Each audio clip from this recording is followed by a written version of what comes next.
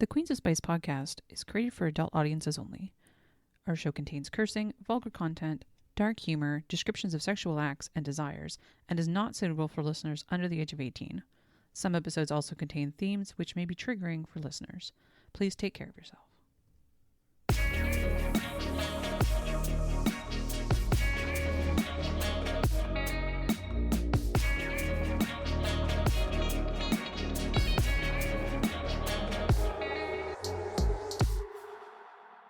Welcome to the Queens of Spice podcast. I'm Rachel Ruggy Ruggachu, your host tonight, and welcome my two BFFs, Ash and Jack. Hi, guys. Hi, Pokemon Master. I think you forgot to say that. I have a question. What's up? If you're the host, what does that make us? Are we guest hosts or are we also hosts? I'm just happy you're here. I don't know what you are. We get to pick what we are. You are beautiful disasters is what you are. Chaos Gremlin. You're Chaos Gremlin, and Jacqueline's also here. I have notes and coloring. You got notes. You are also a Chaos Gremlin. I hate to break it to you. You got crayons. You got snacks. We're all set. Snack and a cactus. And a Christmas cactus that Ash made, Jack. It's beautiful. I love it. Me too. So we are talking about a very Vegas St. Patrick's Day. Welcome to our St. Patrick's Day episode, friends. Yay. It's one of my favorite times of the year. It's my grandma's birthday. Really? It's one of my friend Ryan's birthday too, which he won't listen to this, but it's my grandma's dead. Like Jack's parents. Just like Jack's parents. Just like my parents. Oh man, well let's celebrate. So it's a very Vegas St. Patrick's Day by Kaley Loring and Connor Crais. Kaley Loring, of course, you remember her from our holiday episode, A Very Bossy Christmas. She's back again. Ash and I tried to find some St. Patrick's Day books. And this was always kind of the fallback book of like, if we can't find a good one, this is what we're reading. Because we know Kaley Loring's just like consistent. It's always a good time reading her books. They're funny. They're witty. There's not a lot of drama. It's wonderful. It's at least something to laugh about. Absolutely. And these books are like, anytime she writes, it's always, And there are no littles in it.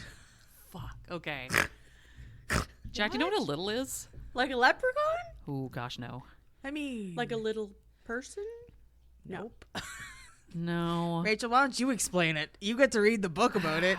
So one of the books I read, one of the books that came up in my search for a good St. Patrick's Day book, because it was highly rated on Goodreads by the wrong is not the word. We don't kink shame here. It was highly rated on Goodreads by a group of people who are into a thing that I'm not into. And that thing is age play. It's also safe to say it's not something that Ashton's into either. Yeah, I mean, to each their own. That's fine with me. When I read it, I was like, oh, I don't like this at all, so we can't read this one. Because I couldn't give it justice. What because. do you mean? Okay, so age play is when, like, in this instance, the book I read is called Stormy. What was it called? I don't know. It was. You're looking at me like I should have an idea. I'm looking at you because you're my brain sometimes. I feel very sorry for you in that. That's fair. That's rough. It was like Stormy's Little Stormy St. Patrick's Day or something like that. Anyway, it was in the title, and you didn't. Okay, I didn't get it. Soothers. What? Okay, so you know age play. So they're in the book I talked about, not this book that we're reading. In the book I didn't pick for this. But they're both into age play. So that means that he's her daddy, and not in the hot, sexy, amazing way. Not in the way that we enjoy. Yeah, not like Oscar Isaac is daddy. Pedro Pascal is and Pedro slutty Pascal daddy. is my slutty daddy. Yeah. Sorry, daddy. Sorry. Daddy? Sorry. Daddy? Daddy? Sorry. Help. We're in the daddy loop. No, it's like an actual like father figure. Okay. And she's playing like a toddler or like a 5-year-old. Like taking care of her with like a bottle and a soother, and like in some cases there are diapers involved, and like Oh yes. And she goes down for a nap. Oh my god. Yeah, that kind of age play. So unfortunately we did not cover that book because I don't think I could rate that justice. Like I don't think I'd give it a fair rating. I don't think I would have read it. And I mean, it was a short book. The author of it, whose name is eluding me right now. That's all she writes. She writes age play books. Yeah, I mean, it's good to have a niche. Aren't we trying to find a book that you will maybe not read? Like, I feel like this is a book that we should read because or a topic you guys we should look into. Specifically, do not like it. I mean, if we want to challenge ourselves later, maybe, but I'm not reading age play. The other thing I'll say, because this happened with a couple of the books, was that it wasn't nearly St. Patrick's-y enough. Yeah, because I read Four Leaf. Yes. And it was like, there's, yep. And it happened on St. Patrick's Day. Yeah, that's what a lot of them were. And like Stormy she was getting married on St. Patrick's Day. And so she, I don't know, she ran away from her wedding and jumped into a bale of hay and her dress her dress turned green or something. And but like that's where it ended. That was the first 5 seconds of the book, and then there was nothing else to do with St. Patrick's Day. In Four Leaf, when she would get uncomfortable, she would spout off random St. Patrick's Day facts. Interesting. Okay, which was interesting. Yeah, but the snakes. Everyone knows about the snakes. Yeah. Whacking Day. Very close. Whacking Day. It's for The Simpsons. Oh, So, unlike all of the books that we read that we deemed not nearly St. Patrick's-y enough, this one was definitely a St. Patrick's Day book. And he's Irish. He is Irish. His name is Nolan Cassidy. He is from Ireland. His family lives in Ireland. His heart is in Ireland. Yep. Her name is Cora Delaney, which is an Irish name. She's not Irish. She's from New York. And they get together. This book takes off. In Chicago. This book takes off like a rocket. So... she gets in on a flight from New York to Chicago. Yes. And this ends up being near the end of the Christmas book where they're at the wedding in Chicago or outside of Chicago. Yes. And so he's leaving to go home and they meet at the airport and she's sitting there at the bar, the airport, waiting. She has to wait for her hotel room to be ready before she can leave. And he notices that she's reading a St. Patrick's Day, he notices that she's reading a book about Irish proverbs or Irish poetry. Yeah. And of course he because Nolan Cassidy's a smooth Irish devil of a man. He pulls right up and he's like, I'm here from the Department of Sexy Men to help very attractive women with their Irish lingo or something of this set. It's got a whole thing. I can't even quote it. Sexy lads or something. Yeah, sexy lads. It's amazing. And so of course he charms the pants right off of her. Yep. And they end up going to her hotel room together and having some sexy time, and that's how the book starts. For a week. Yeah, for a week solid, because she's in for business. Yes. She's in sales. And he's in her for business. And he was supposed to so as they're talking in the bar, he hears his flight announcement and then his announcement to board and then the final boarding call, and then he misses his flight to Ireland. He chooses to miss it. Because he wants to know. Did you read the about the book section, or did we just launch into this? Did you read the synopsis? No, I didn't. I should probably read the synopsis. Just so people know what the book is actually about before we start. I got so off track about littles and anyway. Yeah, that's our fault. Okay. I'll take it. I'll own that. So this is the third book in the very holiday series. The first book was the Christmas book, of course, and the second book was the Valentine's Day book, which was so fucking cute. It was super, super. I read that one before this because I'm like, I better, I did too. Read the series, of course. So fucking cute. That was called A Very Friendly Valentine's Day. Yes. It was with Eddie, the younger brother, and Bertie, his best friend. When she was masturbating in the fucking bunk bed above him. We're not talking about that book and how amazing it is, and I love it. Okay. Why didn't we do that book for Valentine's Day? Because Rachel wanted to be I wanted to try a different author. Yeah, she wanted to. And also the Valentine's book we did was excellent. She wanted to spread us out like fucking butter on toast or something. Peanut butter on toast. Butter and peanut butter? Yes, I would put both. Why not? Yeah. It is better that way. Butter is better. Anyway. Okay, so this was published in February 2022, so just about a year ago. Yeah. You might think the problem would be waking up in Vegas hungover next to a beautiful woman who's wearing your boxer briefs and finding out that you married her in the middle of an epic drunken night of festivities, but you'd be wrong. Nolan Cassidy, international charmer and maker of mischief, has fallen head over heels for Cora Delaney and wants to be married to the lass, but she wants an annulment.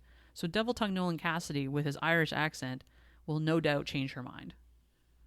And I have to say, this was refreshing. This wasn't your typical, married in Vegas kind of story. Oh, fuck, what did we do? It was endearing in ways I was not expecting. Which I guess I should have been expecting because A Very Bossy Christmas and A Very Friendly Valentine's Day were super endearing too. And, the characters. But, Nolan in those books was known as the one that, instigated shit. So he was a shit disturber. Yeah, him and Billy Boston. Billy Boston. What a guy. Getting married in Vegas is kind of instigating shit. This is true. He is a troublemaker, yeah. But see, like, what happens is they have this like whirlwind romance, like Rachel was saying, and it's like what, a week-ish? Yeah, so they originally met in Chicago. They were there for a week, and then he went back to Ireland, and she went home. And ghosted him. And I used that word correctly this time. You did, thank you. And so he goes back to Ireland, and he's got it hard for this girl. Like, he admits to his family he's got it hard for this girl. And they're like a big Irish family, so it's like a big deal when you mention someone who you're going to bring home. Oh, yeah. And his niece encourages him to send the message. Oh, my God, yes. His niece is like such a... Okay, so she is his soulmate or soul friend. Yes. Is how they refer to it in Ireland. She's like the Piper of this book. His niece, yeah. Okay.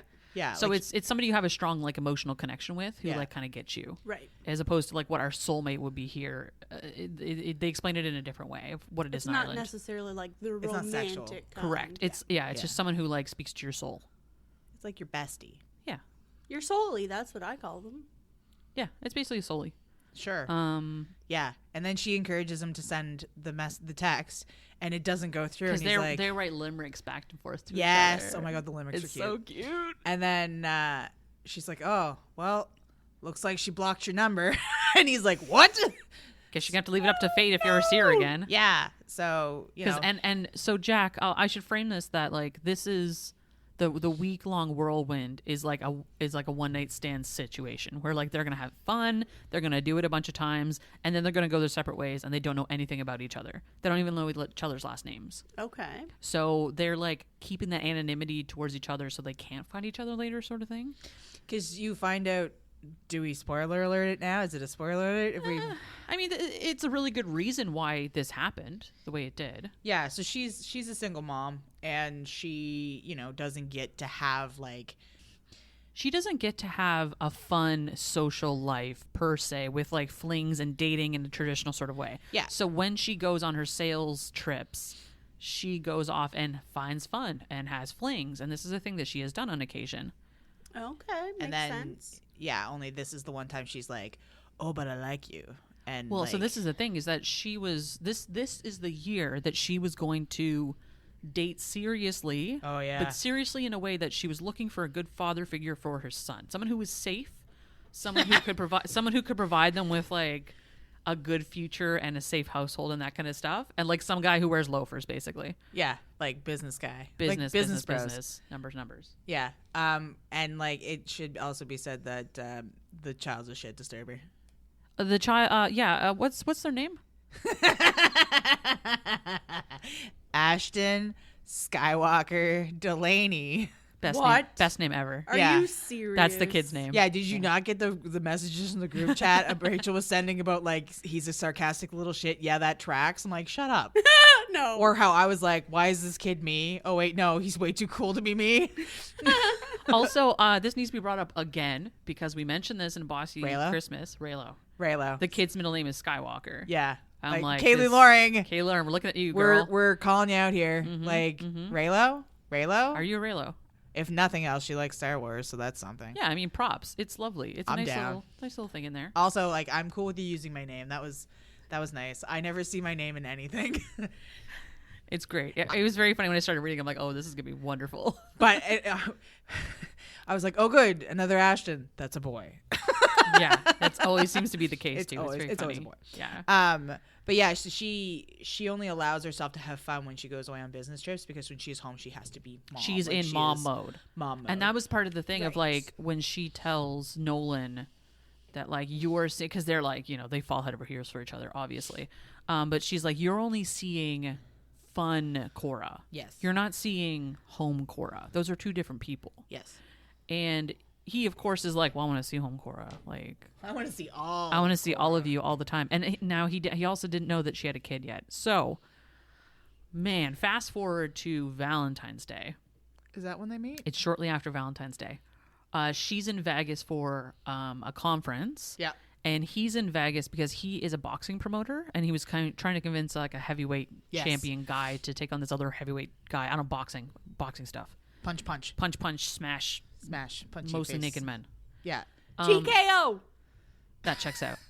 Sure. That's the thing people say. And then he But he's like he's like lamenting how he like sees her everywhere and like yes, you know, because he's just waiting for fate, and he even has an apartment in New York now, and like he's had that for a while because his business his business is like dual operations in Ireland and in New York. But he's spending more time in New York, isn't he? Because he has been not necessarily because of her, but he has been because of all of his families, like his cousins and stuff. Billy Boston. I thought it was a fate thing. I thought he was staying because he was like, well, he doesn't even know. He doesn't even know she's from New York. Has no idea. Oh, right. Well, yeah. That works.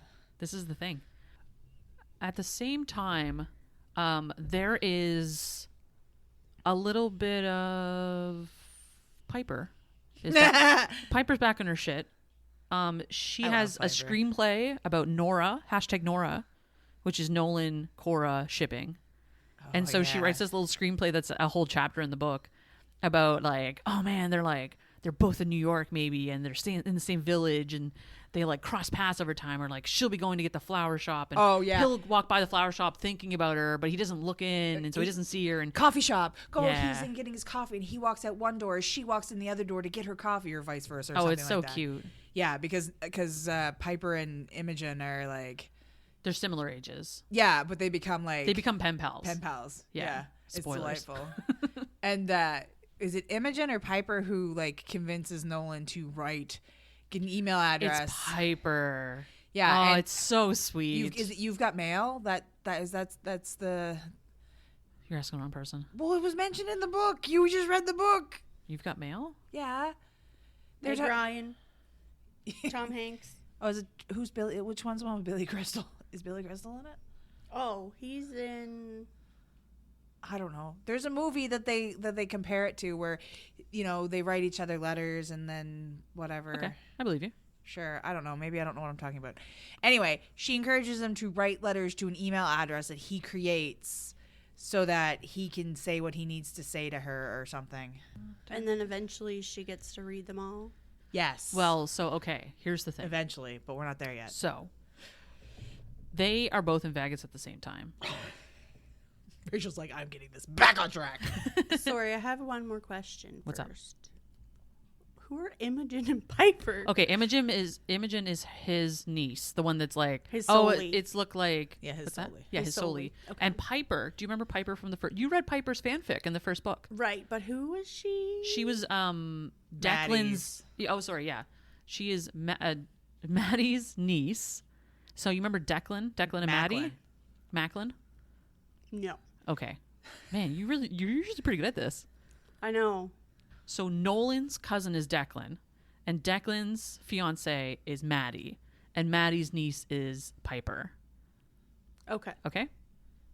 And Nolan and Billy Boston are the ones that encourage Declan to get shit-faced drunk. They're terrible influences on them. Oh my God. Billy Boston might be one of like the best fucking supporting characters. I just like. Do you remember when he's in New York and he's staying at that like Airbnb and the whole thing is like a taxidermy, like everything? He's wearing the fucking house coat. He's wearing the house coat. Yeah. Oh yeah. It's so funny because he's such a weird character. The image I have in my head of him is just like shaved head, like just like total fucking mess, like total mess. But then like anyway, almost like Billy Corgan from fucking Smashing Pumpkins is what God. I picture, only less together. Only a complete like mess of a human. Trash. Yeah. A dumpster fire. He has, and Billy Boston has some redeeming factors later we'll talk about when we get to we get to the heist. Oh, the kaboobie. When Harry Met Sally? Sure. Is that the one? Maybe. You don't look at me. I don't know. Billy Crystal might not have been in it. I might have been thinking of something else. When you keep saying Billy Boston, that's who I was picturing is Billy Crystal. Oh no, Billy Boston I'm picturing is like. And also, every time you're saying it, I think you're about to say Billy Bob Thornton. Also, Billy Boston not Thornton. happening. Billy Boston Thornton. Billy Boston Thornton. Oh my fuck. Yeah, but that's the fucking Airbnb or whatever that comes later. That's so funny. they have to like meet in. Okay, so they meet in Vegas, and he's like you said, you were leading us on here, and then we went off track. he was seeing her everywhere. Like he would see like somebody would kind of like be her height, but then it wouldn't be her. And then someone had her hair color, it wouldn't quite be her. And so he's thinking about all these things as he's walking out of this casino after talking to this boxer. And he turns his head and it's like, oh man, she's got hair just like Cora, and she's got legs just like Cora. And man, that's exactly how Cora walks. And then he's like, oh my God, that's Cora. Yep. Holy shit, that's her. Like fate has brought them back together. Yeah. So they get really drunk. So they get wicked drunk. Woo! And then they do a lot of naughty things. And then they decide to just get married at Vegas. He's like, why not? We'll just get annulled in the morning, but I want to be married to you for the night. So it happens. Yeah, so they just straight up get married by Elvis, like in the Little White Chapel. But they find out that they're not allowed to get married while they're drunk, and so he's like, we'll stop drinking for a bit, and she's like, ha ha ha, like hell I will. Drinking. Yeah. Anyway, so the plan is to like get married, have a wild night, and then like go get it annulled in the morning before she has to go back to New York. Yeah. Right. Only they sleep in. Only they super sleep in because they spent all night railing each other and getting drunk. So did they pretend they weren't drunk, and that's how they were able to get married? Yeah. Cool. It's a thing by Elvis. By Elvis, yeah. Yeah. It goes exactly how you think it would. It's a bunch of Elvis references that I don't get. My another friend of mine, who is not the two of you, but another best friend of mine. You have other friends? I know. Shooketh. Got married in Vegas by Elvis. Mm-hmm. Their wedding pictures in front of the wedding, in front of the Little White Vegas Chapel. sign. Oh, the Vegas sign. Yeah, nice. their wedding pictures in front of the Vegas. Cool. The wedding. Their wedding pictures are in front of the Vegas sign. Nice. Well done. I said the words. You did it. I'm so proud of you. Yay, me. So then it turns out that they sleep in and whatever, and they don't have time to get it annulled. So she gets on a plane and goes back to New York. And eventually she's like, well, I'm coming back in a month for another thing, so I'll just get it annulled then. But doesn't he play the whole like, I don't think we should get this annulled. Yeah. Let's try this thing. He's like in love with this gal. Yes. And so what happens is she gets on the plane and she's all settled in. She calls Ashton, her son, and being like, yeah, I'm coming back, whatever. And so she's on the plane minding her own business, and the guy beside her is kind of smelly and whatever else. Oh yeah, and they meet on the plane. I forgot about that and part. So all of a sudden she like hears the voice, and she's like, oh, it's like I'm hearing him in my dreams now, blah blah blah blah blah. And all of a sudden it's him, and he has a business class ticket, and he's switching seats with the smelly guy so he can sit back with her. And so then he gets her to read the email that he wrote her. Yes. And she was like, if there's any typos in this, I'm not giving him a chance at all. And there were... I love how you remember that part. Of course I do. And so there were no typos. And she's like, damn it, I got to give this guy a chance now. So they decide that for a month, they're just going to date casually. No sex, no like hanky-panky, no kissing, none of that stuff. They're just going to date. Because he's in New York, she's in New York. He's going to meet their kid. They spent the flight like talking about her kid, and like she was showing him pictures and talking about what he's into and all that. He was kind also of trying to stuff. convince her to let him get her off on the plane. 100%. Yeah. Of course he is, because he's a devil. He's an Irish devil. It should also be said, dear listeners, that that mindset of if there are no typos, I'm going to have to give him a chance is something Rachel could probably relate to very heavily. Yeah, 100%. If you send me something that doesn't have typos in it, I love you. The end. Yep. Yeah, we'll get married. That's fine. Yep. I don't care. So they agreed to stay married while they're dating. So now this is turned into an amazing trope called a secret marriage. Oh. So they don't tell anyone that they're married. Well, no, of course not. Because why would you? Why would you? They do stay married, so they're like dating now. So they go out on dates, and he comes over for chicken parmesan, which is the only thing she can cook apparently. Oh my God. He brought Ashton a 2-liter of like Mountain Dew, and he's not allowed to have sugar. He's not, and he was so excited. Like that's how you win the heart of a kid. You bring them Mountain Dew, and there's caffeine like crazy in Mountain Dew. Yeah, but and then he tells the story about Billy Boston and the massive shits, and he like in the back of his head he's like, well, I also left out that I was the one that was beside him doing that whole thing. Yeah. But at the end of it all, and this is the point where I was like, I like this kid. He goes to leave and put his coat on, and he pulls out a pair of women's underwear, and he's like, And then he yells Fortnite at him because his niece was like he called his niece for advice and had to deal with like 10-year-old kids because his kid's 10. And she's like, I don't know, they're into Fortnite. Just mention Fortnite. And so like if you panic. Yeah. And so he pulls these underwear out. He panics and he's all Fortnite, and he leaves. And they're her underwear. Well, yeah. Yeah, he snuck them into her. He's panicking because he's like, he doesn't want her to think that he has another woman's underwear in his coat. And she's like, shit, those are my underwear. So Ashton snuck the underwear into his pocket to try and make Cora think that he was a dirty pervert. Yeah, okay. Yeah. Hilarious. And she saw right through him, of course, because as mothers do, I think. I mean, yeah. Here's the thing. My mother saw through everything I did. She just never said anything. Oh, I call my kid out all the time. But to be fair, he also throws me under the bus. He tried to do it to me today. My partner was like, he's trying to throw you under the bus. I know what he's doing. I am well aware of what he's doing. He brings up topics. I'm like, he's so great. Child, yeah. Listen, we're gonna be best friends someday. It's great. I'm excited. Cool. We're gonna gang up against you. I'm so excited. I mean, people do that anyway. What was he trying to throw you under the bus about? I couldn't even tell you, honestly. Was it about math homework? It might have. Yes. Well, it could have been. Or it could have been like the spicy novels thing because he's fucking royal with that. What's your book called, Mom? Oh, I know. Ashton will read this because it's spicy. He's such a kid. I love him. He's such a great kid. Starring on the podcast in a fortnight, Ashton's son. He would in a heartbeat. And then there was the whole, I knew it was sexual when he found out about the podcast. Yeah. And then, what was the other one? What's your book about? Two people who fall in love. Yeah. And then do they do naughty things in bed? I know you read those kinds of books, Mom. Yeah. That's my child. Vicious. I love it. Yeah. So who knows what he was trying to throw me under the bus about? He does it frequently. Savage. Yeah. Love that guy. Mom doesn't like wearing underwear. He told I was like, thanks. Do you think he says that stuff at school? Sorry. It wasn't Mom doesn't like wearing underwear. Mom doesn't like wearing pants. I have to take the dog outside in the morning because Mom's in her underwear and because she doesn't like wearing pants. That is what he tells him. I also don't wear pants at home. Yeah. Why would you wear pants? Do you guys wear pants? Send me an email. Let me know if you wear pants. Yeah. She wants to know. And what kind of pants? Unless you're British. I mean, that's also and then that's a different pants. But that's also a valid kind of pants. It is. Do you wear trousers at home?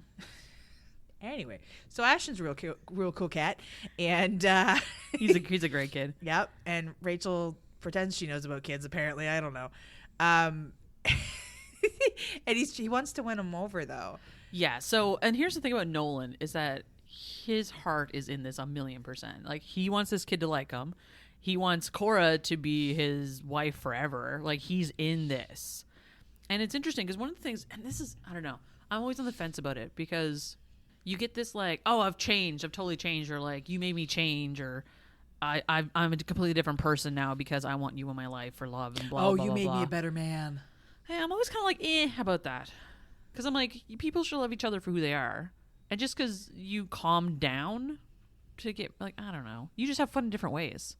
I think it's just a matter of like growing together. I guess so. To a point, like. You encourage to me it's like you encourage my growth in a positive way because like we're always growing, we're always evolving. So like you make me a better man. Well, you've encouraged, but I mean you can't be like you encouraged my growth in a positive manner and now I've turned into a beautiful snapdragon. You know, fir tree. The Irish snapdragon. Classic. Snapdragon, I like it. Or fir tree, I don't know. I thought you were gonna say butterfly. No, you don't grow. I guess you do. So you literally morph into a new creature, which is what you were describing. You decompose into gelatinous goo, and then you turn into a pretty butterfly. Listen, I feel like I'm doing that on a day-to-day basis. Same. I do feel like gelatinous goo on days, yes. Not in a good way. Yeah, I'm not making it to the butterfly part. I'm just gelatinous goo. My process has been interrupted. Sometimes it takes some people longer than other people to be beautiful butterflies. Some people just don't want to be beautiful butterflies. Yeah, that's me. Hi. Chaos incarnate. So they date for like a month, and there's like ups and downs, and they go go-karting, and oh my god, Nolan like takes them to the boxing gym that he used to train at. They go go-karting, and Ashton orchestrates his own fucking crash in order to blame it on Nolan. Does he ever? I love this kid. He's such a shit disturber. Oh my god, and she's like, I expected this of him. I expected you to be better, and he's like, oh, okay, yeah, great.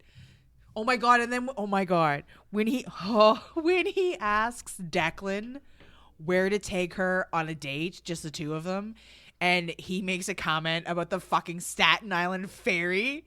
I'm just saying it's really romantic. It's a nice view. I want to go on the Staten Island ferry. Because Maddie and Declan fucked on the Staten Island ferry. Yeah, because they're talking on the phone, and then he gets like Maddie backhand him or something. Maddie slaps him. Adorable. It's super adorable. It's super Good adorbs. I can't remember what that date was, but they went on. They went bowling. Was that the bowling? Okay. Yeah, they went bowling, and she was winning a whole bunch, and then she's like, "This is really funny. I'm totally whipping your ass," and he's just like, "Yeah, I mean, I'm letting you win." She's like, "You're not." Blah blah blah, whatever. And he's like, "Okay," and then he switches his hand because he's a left-handed person. He's southpaw. He's southpaw. Because he used to be a boxer, but then he was asked by his niece and his mother to stop boxing. Because he's a mama boy. And he hurted himself. He's a big mama's boy. They didn't want him to be all concussed. Yeah, he got hurt real bad. I feel like that's like the Irish thing, though. This is the thing about like, and obviously it doesn't apply to all Irish families, but like a big Irish family is a thing. Well, so it's with like even with Declan's mom, where he, oh my god, didn't he call her? Yeah. He answered the phone. He admittedly says he's like, I'm an idiot and I didn't check the caller ID before I answered my phone. I thought it was my girlfriend because we were just texting, and it turned out to be his aunt. And he says a whole bunch of ridiculously filthy shit. Oh my god, it's like so funny when he picks up the phone. Yeah. Yes, and it is being his aunt, and she's like, "Do you kiss your mother with that mouth?" Or like something along those lines. It was too funny. Yeah, so good. So good. And I like the cycling through of the characters from all of it. It's like you have created this adorable little universe, and it's like everybody is still very to their like personality. Like, you know, it's very I think it's so fucking cute. The character development is wonderful. Yes. And then the way the characters shine in their like 5 minutes in these books, like they just kind of pop up, and I'm like, these are like, it's so nice. The heist thing was just okay. So we're getting towards the heist. Yes. So they date a month, and then like after the boxing thing. So after the box thing, so Nolan takes Ashton to the boxing ring because they get to talk about big man emotions. And this is where you do it. You do it in the ring. You have to like punch stuff and hit stuff and be manly when you talk about emotions. Because he's basically like, this is in Ashton's hands if they're gonna stay married. He tells Ashton that if he doesn't think that Nolan makes his mother happy, or if he thinks that his mother genuinely isn't better with or like okay with him, then he will leave. Yep. And he will end the relationship. But it's in Ashton's hands whether or not he stays or goes. But he wants to know, like, it's not just a matter of like, if you don't like me, it's if you genuinely feel like your mother is not happy with me and that I can't make your mom happy. Like he words it in a way that's not just like allowing the kid to be like, yeah, I don't like you, fuck off. Like, right. He's making him make an adult decision. Yeah. He has to be like, I don't like you, fuck off, but also I genuinely don't think you're good for my mother. Fuck off. Right. Yes. Yeah. So basically what it comes down to, and then of course Ashton, like after that kind of conversation, flips to team Nolan immediately. Yes. Like they have the big feelings talk, and they like go through it all, and like he lets connect. him curse. He lets him curse, and you can only curse when you're talking about your feelings, and you can only do it in the square. In the ring. You can only do it in the ring. It's the only time you're allowed to do it. And then Ashton kind of pushes that envelope later and curses at his mom. But well, it's because he got Ashton that signed picture of the heavyweight guy, and that's when... And he lied to his mother about it. He tried to backpedal, and like because his mother asked him where Nolan got the picture, and Nolan didn't lie about where he was taking. Not at all. Ashton. Nolan did not lie about any of this. He just omitted it. Yes, that's right. It was a lie of omission because But when confronted about it, because she was really upset that he did it and didn't tell her right off the hop. When confronted about it, he was like, "Yeah, I definitely did that," which I respected, because Ashton had a bit of a meltdown, basically, like. He and his mom had a little tiff. Yeah. And he like threw a glass of water at the wall. Like he's pretty mad about it. But it didn't break because her company makes shatter-free glasses. It's a fun fact. Random. It is very random. That's her sales job. She works for a startup. But that's classic. This book. It's like everything is random and delightful. Well, and so that's it makes like it takes some lightheartedness in this serious moment where. You know, she's like, oh, yeah, he's mad and he threw the thing at the wall, but it didn't break because it's unbreakable. Yeah. Like our love. Right? Yeah, like Skywalker. So basically what happens after that, she goes to Nolan and she's like, I don't think I can do this. Like, I'm going to go tomorrow when I go to my business trip. I'm going to get our marriage annulled. We can start fresh. Yeah. We can continue dating if you want. We'll do that, blah, blah, blah. And he's like, no. And he's like, no, like we're an all or nothing kind of thing. If you're going to annul that marriage, you're never going to marry me. Well, and I liked his perspective too when he called her out on the, like, if we're not just married, like, we're going to be co-parents, and like showing her or trying to show her that he wanted to be that for Ashton, and that he did what he thought was best, and that, like, I wouldn't have changed it. I would have done the exact same thing. Mm-hmm. Like, I don't regret what I did because I made a choice as somebody who's going to be responsible for making choices for this child, kind of thing. And I mean, admittedly, other than the fact that it was a boxing ring and he didn't tell her right off the hop, I didn't see anything wrong with the fact that he took him. Like, he kept the kid safe and all of those things. But, like, also, if somebody didn't tell me where they were taking my kid, I'd be real mad. So did she know that they were going somewhere together? She thought they were going over ice cream. Froyo. Because he has problems with dairy. But Froyo is still dairy. Frozen yogurt? What's yogurt? Yeah, but frozen yogurt a lot of the times is like dairy free. Is it? I thought sorbet was dairy free. I mean, sorbet is. Sherbet. Sorbet. Maybe it's a lactose thing. I don't know.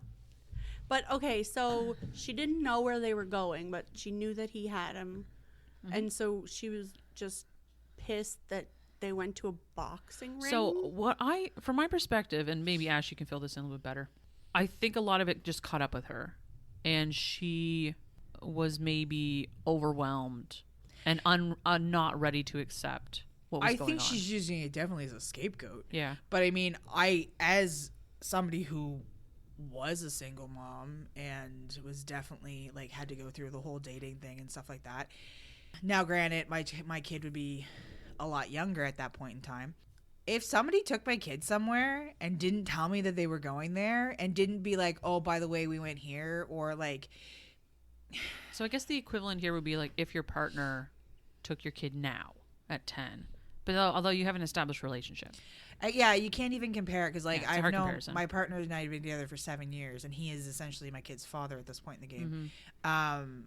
But, like, if in the beginning, like, I've known somebody for a month, and they're like, I'm just going to take the kid. I would feel squidgy about it and, like, not being... just the courtesy of knowing where my kid is. And, like, maybe I'm crazy because, you know, you take into consideration my kid and his stuff, but, like... And I think his rationale of why he didn't tell her ahead of time was because she'd said no. And he was like, no, we have to have big kid, like, adult talk. And so this has to happen. And again, like, he's not regretful of that either. Yeah, it's hard to, yeah. And does he truly believe all that bullshit about your feelings are in the ring and all that toxic masculinity There's bullshit? That. It does tiptoe around the toxic masculinity bullshit, I'm not gonna lie.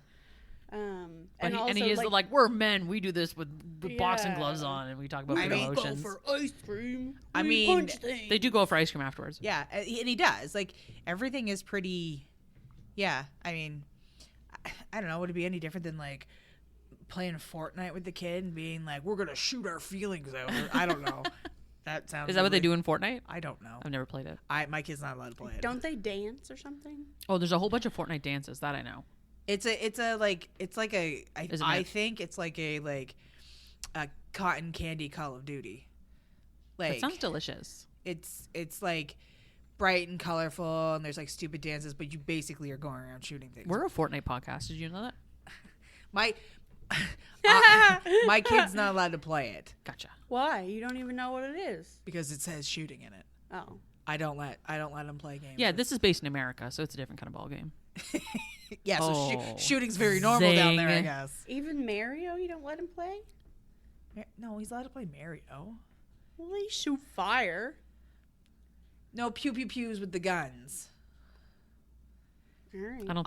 I didn't let him play with Nerf guns until this year. Do you let him throw axes? Because the turtles in Mario throw axes. Yeah, I definitely let him throw axes. Not throw axes. I let him use axes. He's used machete. Yeah, I know. Okay, machete. It's weird that my kid can, like, use an axe and a machete and all that stuff, but he's not allowed to play with guns. I get that. I'm not judging. Okay, good. Don't look at me. Jack's one over here judging people. Yeah, I judge everyone harshly. Clearly, on their ability to or to not play Fortnite, which she has never played. Never. Okay, so there's a llama, I think. There is. is. Yeah, I think it's a it's pinata. purple and blue. It's a and- pinata. Yeah, I don't know. It's just a bright colored llama. it is. Yeah, it's a cute Yeah. llama. There's an SNL skit where they're playing Fortnite and Adam Driver's a part of it.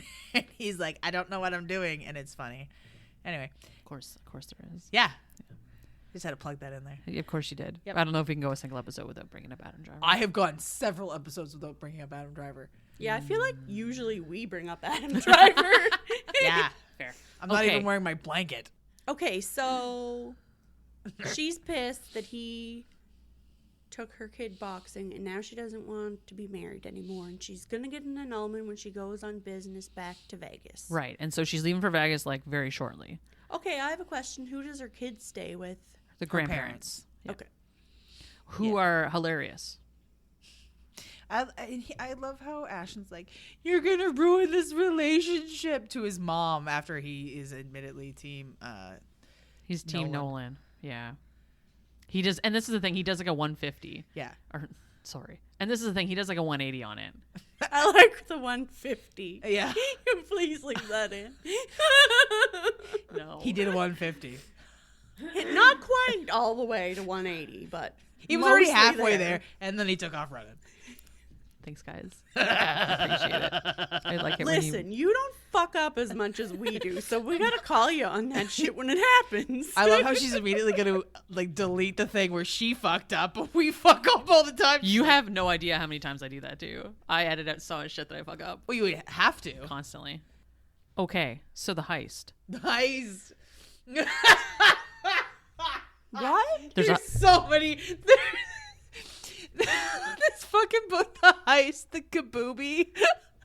Okay, so there's a heist, Jack. Is there even any sex in this book? Oh yeah. Or just that 1 week? So actually, I mean, we'll get there. There's that 1 week at the beginning, and then there's the epilogue, and then there's some handies in the middle. That's about it. It's not a super spicy Some book. handies in Oh, the right, middle. because they agreed no sex They were for gonna the yeah, month. exactly. Yep. Yep. So I mean, there's like tons of sex. Obviously, like when the night they get married, there's a crap ton, but There's some, yeah, but I it's found, not as descriptive. yeah, I definitely found this was one of the ones that was like, once they did it the once, it was like, and then I stuck it in her. Poof, the next day. Like, it wasn't necessarily fade to black, but it was, the description was so minute that I was like, Do you remember the strawberry? oh, yes. Yeah. The evil strawberry?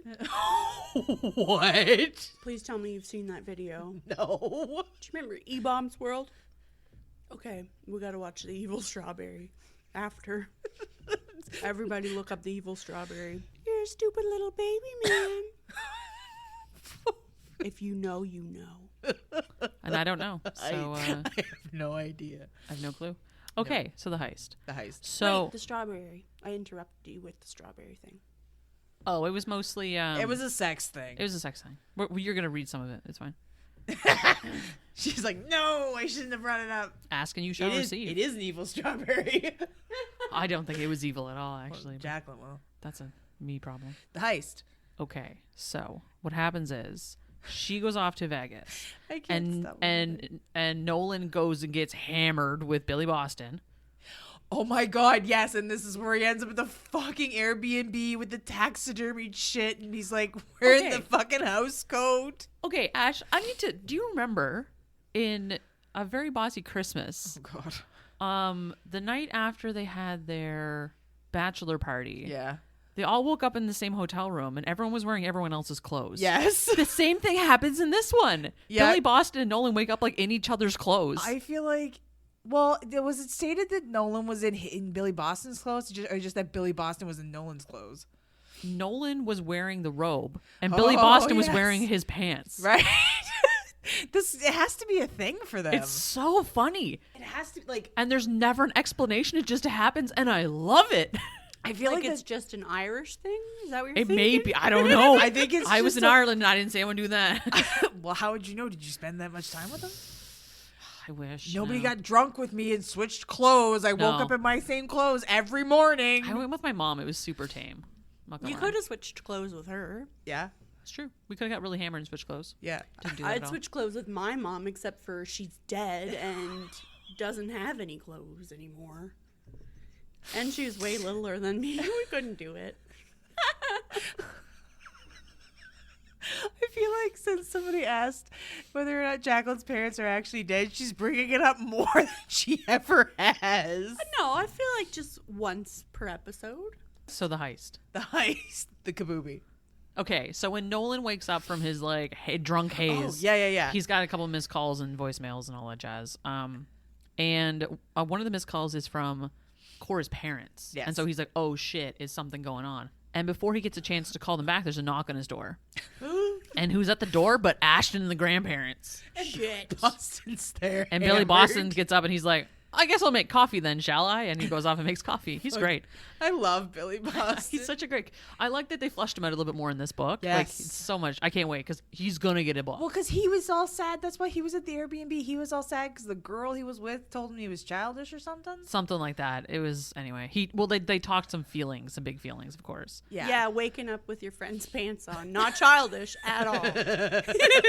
Amazing. We don't know that Billy Boston was the aggressor, was the instigator in this situation. It's true because all the other times Nolan was also there. Yeah, Nolan, Billy Boston are like the ones that they're like, oh fuck, here they come. They're Okay, gonna but fuck shit up. Nolan was still the one who had the robe on, right? Yep. So he obviously chose to put his friend's pants on. They could have just swapped. They I'm could've just so swapped. curious. I I'm just don't so know. curious. I mean, I hope they finally solve the mystery in the Billy Boston book. That's all I'm gonna Did say. he answer the door like that? yes. In the robe? Yeah. He was in a robe. Okay. I mean, my brother used to get drunk and like switch the headrests out in his friends' cars. Oh my god. I thought about that not long ago, but I'm like, that is a horror show. I would be if somebody stole my headrest in my car. Could you I would imagine be the parents being upset. confused? I would be so upset. That's like a thing you just don't replace. Like a headrest? Where do I get one of those? No, they switch it out. Yeah, but what if somebody actually Like took it? somebody from somebody's van, like the Mazda headrest goes in the Honda headrest goes in the Dodge, that. So there's still a headrest. It's just not the right headrest. Nightmare fuel. That is my nightmare. Is what that is. You don't know where the fuck it went. Nightmare. Right? If somebody did that to me, I would cry. Darn kids stealing kids. signs. Well, yeah, and he's- swapping. All we did was steal headrests. signs. We didn't. Yeah. I love how you say like stealing signs is like so much better than swapping headrests, because like swapping headrests with your friends, you could find them again, but those signs were gone and it's illegal. Yeah, but I pay taxes. They're my signs. I pay for them. You didn't pay taxes when you were 8. Yeah, you had a job. Go on. Tell me else. Tell me what else I didn't do, Ashton. You had a job. I was employed. I still. So those signs are my right. I paid for those. Those are my birthright. Even signs. Jack's dad at the time even encouraged us to do so. So he pays taxes as well. Well, he used to, but now he's dead. So the heist. Okay. The heist. So the heist. So Ashton comes knocking on his door. I was He's like, no, I don't. That's the point that I'm at that's right the now. kids. Yep.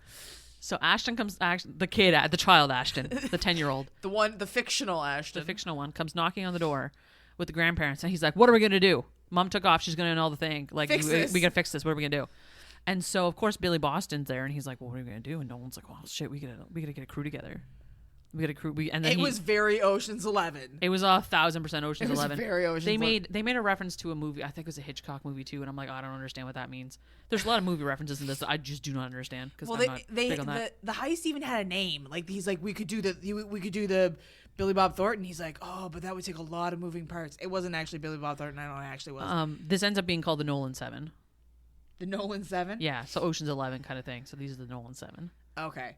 So, but the actual thing has a name. Like they've done this before, and he's like, it's only gonna work if. That's the Hitchcock reference, and Oh, yeah, I yeah. couldn't figure out what I don't know what it is. He's like, But it's only gonna work if there's a lot of moving parts. It might not happen. And then they get everybody together. Oh my god. okay, so they bring the crew together. Yep. And they get Declan Yep. and Maddie, Yep. and Birdie. they get Birdie and Eddie. And Billy Boston Billy Boston, and then Nolan and Ashton. and Ashton are the 7. Yeah. And so they pull off this high. They have like coordinate, like Birdie's Overwatch. She's coordinating the whole thing. Everyone's got earpieces. Oh yeah. They're back in Vegas. They all flew to Vegas? They all Oh, yeah. flew to Vegas. Oh yeah, that was the thing. It's gonna be really expensive. Yes, This it is was gonna very be really expensive. expensive. That's Yeah. what he said. That we're gonna do this, and he's like, yeah, but that's gonna be really expensive. He goes, yeah, but it's gonna be worth it, or whatever. the Yeah. fuck.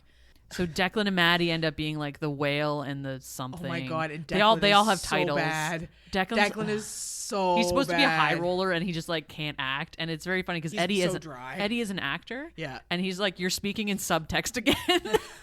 It's very funny.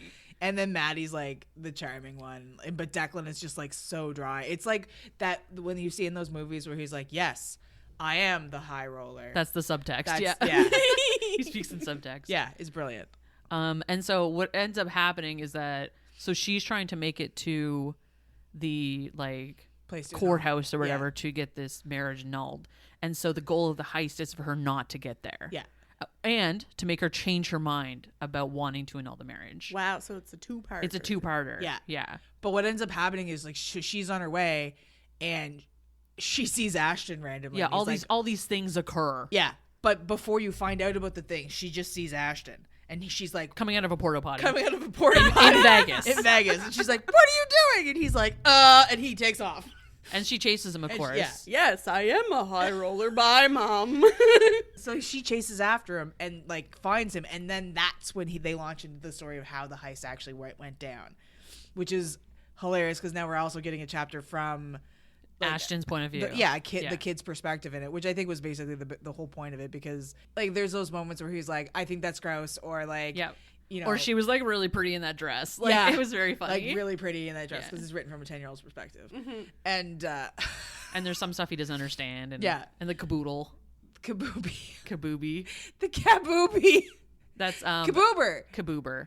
That's Billy Boston ends up being an Uber, but he's like a cab driver. But he's got a cab driver's so hat. he's a kaboober. Oh my god. So he calls himself a kabooby because he's kabooby. He's got a cabbie hat. Yeah, and his okay. his Oh my fuck. what is it? His like that's his heist thing. Yeah. Okay. Yeah, she has to get into a cab at one point. To get to the thing. Right. And so he waves her down and like gets her in the cab, and She's anyway. like, do you even know where you're going? And he's like, yeah. Like kabooby school.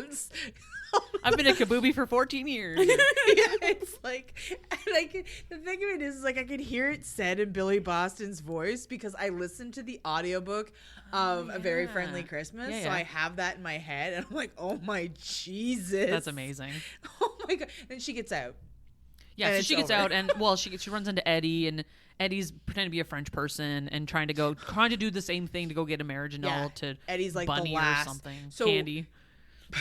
I think her name was Candy. I think it was too. I thought you said handy. I was like, oh. Yeah, like okay. Connie. So, but there was something like, oh my god, Billy Boston was supposed to try and like lift the papers off of her. Yeah. There's like He's so supposed many to swap points in them. this where like, okay, you're supposed to distract her and she should be there for, okay, and if that doesn't work, then you're up next and you know, detour her, but if you can't detour her, then try and swap the papers out so she doesn't have the papers anymore. And then like if that doesn't happen, then Eddie. And Eddie's like trying to do the same thing. But then Eddie also like he goes through all of the like, oh well, I'm getting my marriage annulled because this, and then she's like, I guess I had quite a different experience than you. He's like, oh, so then why are you getting your marriage annulled? She's Yeah. like, well, we just shouldn't be married. He's like, but that's the only reason? Yeah. Seems kind of weird. So like they're also trying to convince her not to annul the marriage, which is very successful, Yeah. I'll say. Well, obviously. And so the end of the heist, she's walking down a hallway with Ashton, and they open up the hallway, and he's like, you don't know where we are? And she's like, oh, this does look really familiar, doesn't That it? wasn't supposed to be part of the heist, though. That was just supposed the to be end of the heist. So, like, the heist is supposed to stop her, and at her finding Ashton, like, totally disrupts the whole thing. So it doesn't get pulled off exactly the way it's supposed to, which is why she ends up detouring in the end and being like, oh, But even hey. still, she walks into Yeah. the little white chapel where she got married Of course. with Nolan, and he's standing there in his tux with all of her family. Yeah. And like Yeah. all of his most of his family, and so Aw. they shuttle her off, get her in a wedding dress and whatever, and they have a real marriage, like a real wedding with their family. And Are Piper and Imogen there and they get to meet for the first time? Imogen's not there, but Piper is. Okay. And then they write their own vows or something, or the limerick, something. I can't remember. I mean he's a suave boy and he knows how to speak, so it's quite touching. And she's just like, yeah, what he said. It was like some Irish proverb involved. Was I it think. was it Elvis again? Yeah, it was Elvis, but he was dressed as a leprechaun I was- because okay, it was yeah. St. Patrick's Day, the day they got married. Hence Hence. a very Vegas St. Patrick's Day. That's it. Which is okay. So you guys were complaining about these other books having nothing to do with St. Patrick's Day. This had nothing to do with St. Patrick's Day. They got married on St. Patrick's Day. He's Irish. They bring up St. Patrick's Day a number of times in this book. Like, Okay. I'm like skimming over a lot of it, of course. Right. But they, because he and Because the Ashton, podcast can't be 4 hours long. 1 hour only. Can you imagine how much we detour if we had to fucking explain every goddamn thing? Oh my god, we might as well just read the book. Rachel would be fucking editing for hours. I'm already editing for hours. Our podcast is now just the audiobook. Read by Jacqueline, I guess. But more entertaining. Which The reminds me, audiobook with lots of commentary. which reminds me, Jack, I'm gonna get you to read something for me since we're at the end of the I heist. thought we were done. So now we have to go back to the beginning of the book, and we're gonna read some spice out of that. All right. So then. this is when they're in that first like day or two of the haze of first meeting each other. It's not like the Omegaverse. It's not the heat haze. This is No, like this when is we're okay. in New York in a hotel. This is Chicago. Right. Chicago. That's what I meant. Chicago Yeah. in a hotel. Chicago. Oh, I'm saying it like Billy Boston. Chicago. Chicago. The guy on the cover of this is hot. He looks like Colin O'Donoghue. He looks So like, there's what I'm gonna say what's his face? about the cover of this. Oh Actually, my god! At the beginning. at the beginning of the book, there's an author's note that's like, "Hey, I know in the previous books I described his eyes as dark, but now they're blue because of the cover of this book. The model has blue eyes. It's very funny. Anyway, go ahead, Jack. Ha! That's fun. For those of you who have read A Very Bossy Christmas and A Very Friendly Valentine's Day, you may notice that Nolan's eyes are described as being blue in this book, even though they were dark in the others. There's a reason for this. The hot model on the cover of this book has blue eyes. That's it. That's the reason. Thanks for understanding. Okay, Jack, are you ready for your shot? Yes. Okay, so we are shooting Bailey's Vanilla Mint Shake for St. Patrick's Day. The bottle is green and has shamrocks on it. It's like I love this bottle. It's super cute. Are you ready? Down the Yes. hatch. Cheers. That is not very minty at all. I'm putting that in some hot chocolate at some point. Ooh. That'd be really good hot chocolate. Open up, I say. She does, and places those ripe red lips around the ripe red fruit. Don't chew or swallow. You keep it there until I'm done. Do you understand? Yes, sir. She enunciates around the strawberry. Now that I'm in charge, you don't get to eat until I've eaten.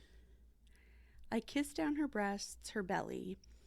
My teeth find the strap of her thong, and I tug at it, pulling it down, fulfilling my promise, then removing it from her legs with my hands. I leave the high heels on her feet. I kiss up her leg until I find her center, and I begin licking and sucking her clit. It's like I've shocked her with a bolt of lightning. Her body tenses, and she struggles against her bonds. I take no pity on her. I lap at her pussy, listening to her body react to what I'm doing. Like a dance, I follow what she likes, and she follows me until she's bucking against my face. She cries out in release. I look up. She hasn't bitten down on the strawberry. She's sucked the life out of it. There's almost no red left in it, but it is still there between those pretty lips. I climb up her body and place my mouth at her ear. I ate, darlin'. You may now eat too. She smiles and sucks the strawberry into her mouth. Still hungry? Mm-hmm. I worked really hard today. I need protein. Naughty, naughty girl. I get up off the bed and begin taking off my suit. I'm stripping now. Aw, come on. Cora groans and pulls at the belts. No? You want me to stop? No, I want you to let me watch. I need to get my pants off now. Her beautiful naked body squirming on the bed in sexual frustration is going to have me blowing my top before I'm ready. I'm removing my jacket and shirt, I say as I do. She huffs. I'm removing my pants. A moan from the lady. Time to get rid of these boxer briefs. I'm worried she's going to break the headboard. She's pulling at it so hard. Get over here, she grits out. You want a taste, Cora? I ask, stroking my cock over her. I want all of it, she replies. We'll see. I grab a handful of strawberries and crush them, letting the juice ooze around my fingers. I let some of that juice drip onto her nipples. She gasps. Cold, love? Let me warm you up. I lick the juice from each nipple until they're sparkling clean. By the time I'm done, they're hard as stone. Nolan, please.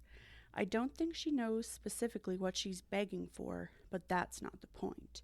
The point is she's begging. We're getting past doubts and logic and concern. We're reaching a place of pure feeling. That's a place true enough for us. I take the crushed strawberries and juice in my hand and coat my cock with it. I climb on top of her, straddling her torso but very careful not to put any weight on top of her. My knees are positioned right underneath her arms, and my rigid cock stands at attention, hovering over her mouth. Care for a lick? She licks her lips and nods. I place my cock gently against her mouth. Some of the berry juice drips off my dick and into her parted lips. She begins to lick me, and I have to grip the headboard. Sweet Jesus. Nothing has ever felt as good as her tongue on my cock. More, she says in between licking and sucking the underside of my shaft. I take my cock in one hand and tip it slightly so that it enters her mouth. She does the rest, taking as much of me as she can reach, all the way to the back of her throat. It is absolute pure fucking heaven. My eyes roll to the back of my head as pleasure permeates my body. I am amazed by her tenacity. Here she is, bound and blindfolded, and I feel myself already about to lose control. How is this even possible? I pull out of her mouth. She lunges blindly toward where my cock was, her mouth trying to find it again. What are you doing? She breathes. You would have made me finish, darling. You're too good. That's okay, baby. Come in my mouth. I'll swallow all of it. Fuck me arseways and God bless America. I hear the dangerous call of the sirens in her words. A weaker man would easily succumb to such an offer. Her perfect body covered in a sheen of sweat, her pussy glistening from my mouth and her excitement, her lips puffy and wet from strawberries and my cock. She writhes around in her bonds, and I almost lose it just from that sight. She is a goddess, a being from a time of mythology when heavenly creatures were brought low by mere mortals such as myself. I climb back on top of her and whisper in her ear, "Oh, I'll come inside you, my dear, but not before I make you come again." I grab the condom off the bedside table and sheath myself with it.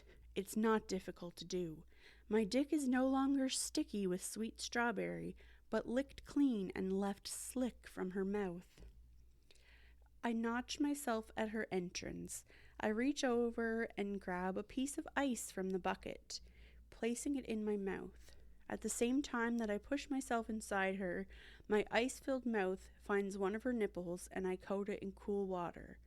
She shivers beneath me from the heat and the cold and the pressure and everything I'm doing to her body. I use the ice on the other nipple until it is completely melted by my mouth and her warm flesh. I suck on each nipple as I move in and out of her, in and out. We find a rhythm together, and she's no longer fighting her bonds, but using them as leverage to get me deeper inside her.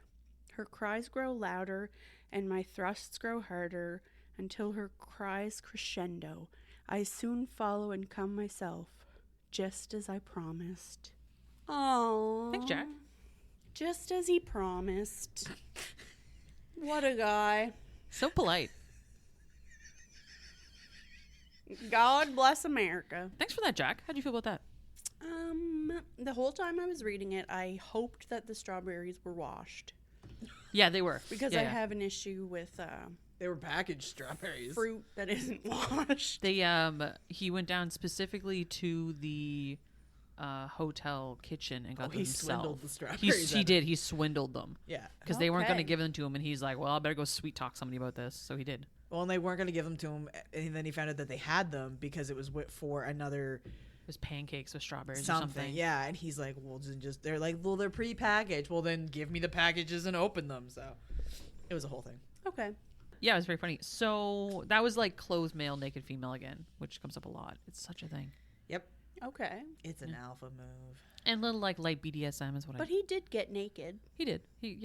Before Yeah. that, he was in his full suit though, and she's like, "No, And take it off," and he's like, "No, doll, I put this on for you." Like, She's in But her she can't birthday even suit. see. Like, so I guess it's that special time where we rate the book. that That special special time. It's that special time in a girl's life where she has to Happy rate the book. birthday, Mr. Smithers. What do you feel like rating this out of, Ash? What do you reckon? Evil strawberries. Elvis is dressed like leprechauns. We could rate this out of Elvis's dressed as leprechauns. There is only one in this book, but let's I rate give it a 1. Was there anything better we could rate it as? Let's rate this. How many lines does a limerick have? 5? 5. Let's rate this out of limericks. Is it And 5? Right? I don't know. How many lines does a limerick have? Oh, Okay. we just got an actual one. There once was a man named Nolan, whose heart, alas, had stolen. They said their goodbye with nary a cry, and now he's stuck pissing and moaning. Are we doing lines of a limerick? So we're gonna do lines of a limerick. There's 5 lines of a limerick. So 1 to 5. What? How many? How good was your limerick? A B B A. How many lines in the limerick would you give it, Jack? Am I going 1st again? Yeah, sure. I deflected there because I knew you were looking at me. I feel like I have to knock off something for the toxic masculinity. In the boxing ring? And I do enjoy the kid. He seems fun. That's because his name's Ashton. My notes remind me there are no penguins. Yes, that's right. However, it also reminds me that everyone is human. Yep. And there's no supernatural crap. None whatsoever. They're Irish, and they have a good accent. They do. And Billy Boston is from Boston, and he says kabooby, and it's amazing. I think I'm going to give it the first 2 A's. Okay. What And about the second B. Okay. But not the first B? No, not the first B. Okay. And not the last A. Okay. But I think I'll throw in the 7 syllables from a haiku. Yeah, okay. Yeah, I think, yeah. No, wait. Okay, the 7 syllables from a haiku and the second 5 syllables in a different haiku. And that's because she addressed the different color eyes on the Hawkeye on the cover of the book. And she deserves some extra love for that. All right. I'll take Or that. they. Oh, her. Yeah. No, but there's 2 authors. Oh, that's true. I love how you're like, oh, solid. You know, taking gender identity. No, she just means that there's 2 people. There are. Cool. Cool. Ash, what do you think? guys think? I mean, I laughed. I cried. No, I didn't cry. I feel like I have to give it AABB because I've rated the last 2 things that we have reviewed as like top tier. They were top tier, though. I know. An Unexpected Vacation and Priest, those were amazing. I know. This book is equally as good. It is. But It's I'm just like, good in a different way. and the kid. I struggle because like, is it? Yeah, okay. I give it a solid limerick. An entire limerick. The whole limerick. A dirty limerick. I give it no. I don't give it a dirty limerick because it wasn't really a dirty. It wasn't book. really No. filthy book. No. No, it wasn't. I give it one solid. What if you rate it 1 solid, wholesome limerick and a pair of panties in your pocket? I hate you. I got to say panties and add something weird to her thing. Can I add the panties to my rating if you don't want them? Will you stop saying the word? You don't like the word panties? No. Am I allowed to add the panties or not? What if they're moist? Oh my god, I hate you both. My panties are getting in a knot if you don't hurry up and tell me. My Yes, pan- you can have them. Take them. Yay! Take them and hide them. I rate it 1 saucy Irish limerick. Okay, perfect. Not dirty, saucy. yeah. Saucy like about my sheep. panties. Oh, sheep are great. I met some sheep when I was in Ireland. About sheep. Yeah.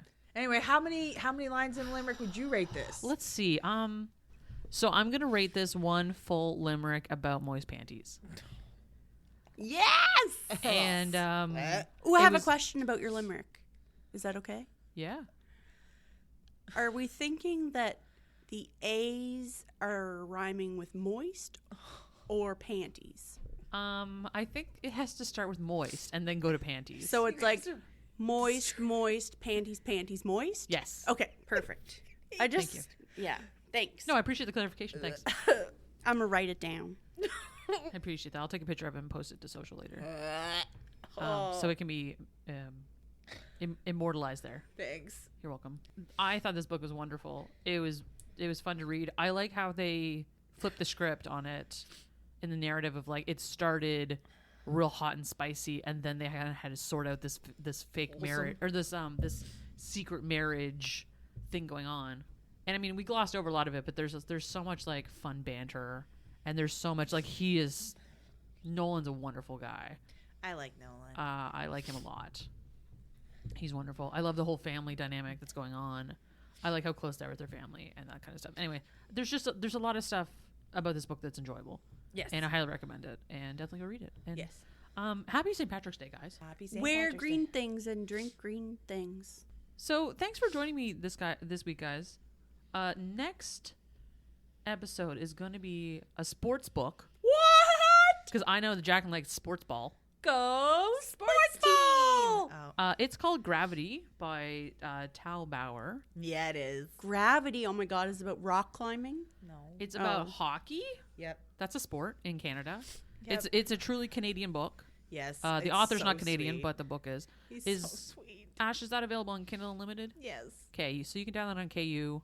A lot of I think all Tal Bauer's books are on KU. Excellent. So we will talk about that next time on the Queens of Spice podcast. Thanks for joining me, dudes. Thank you. Have a happy St. Patrick's Day. Don't drink too much. Be responsible. Love you. Bye. Thanks for listening to the Queens of Spice podcast. You'll find us on Instagram and Twitter at Queens of Spice. Or if you want to send us an email, you can reach us at queensofspice@gmail.com.